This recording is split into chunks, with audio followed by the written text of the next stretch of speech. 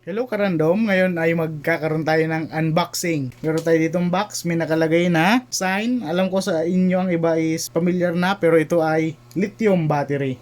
Specifically, lithium iron phosphate. Yan, ito yung details niya. Ito ay merong Bluetooth module. Ito ay CST Energy 100 ampere hour lithium iron phosphate. LiPo4.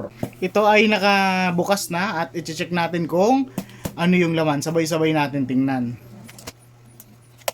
So yan, pagkabukas, makita natin meron ditong guidelines for the safe use of lithium batteries. Tapos yung isa ay app user manual. Though itong battery na to, ito yung napili ko dahil pwede siyang i-connect sa app. Tapos meron na siyang tool pala. Meron na siya ng tornilyo at may certificate. Sunod, pag binuksan pa natin, is yan, yung main battery na. Tatanggalin natin sa box para makabuelo tayo sa pagtingin dito sa ating bagong battery. Yan, after nating matanggal yung pinaka-packaging is ito na yung kanyang laman. So yan, wala nang laman yung box bukod dun sa kanyang plastic. Yung packaging na styro, safe na safe yung ating battery at safe sa travel. Ito yung kanyang user manual, tapos app manual, tapos ito yung tool at tornilyo, tapos ito na yung pinaka battery. So yan, papakita natin sa inyo yung lahat ng sides ng mga battery at pinakahuli is magkakaroon lang tayo ng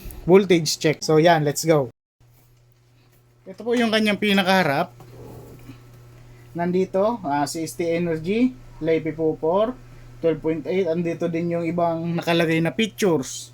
Tapos sa side, wala. Tapos sa likod is nandito yung ibang instruction. Caution, marami siyang caution tips. Tapos yung datasheet.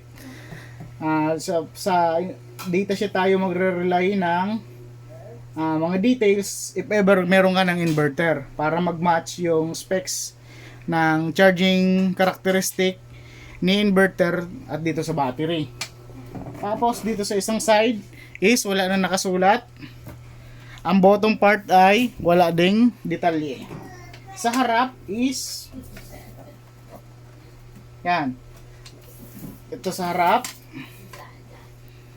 meron tayong QR code na kapag in-scan mo is dadalhin ka dun sa application na para dito sa battery na to, and meron terminal cover, so insulated siya. However, may butas para pwede ka mag-run ng test.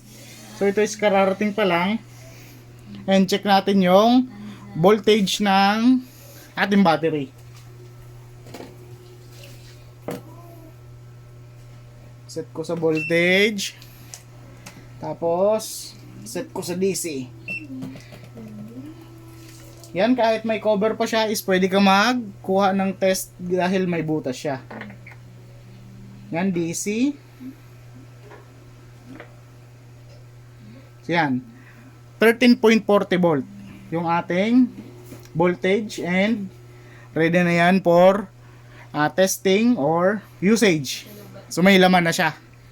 So yan, ito yung ating first na lithium iron phosphate at sana magtagal. And ito yung aking unboxing experience ng ating bagong battery. Sa susunod, gagawa tayo ng ibang video na related dito sa ating bagong battery, and pa-like and subscribe sa aking channel. And salamat pa support po ng aking channel. God bless you. Bye-bye.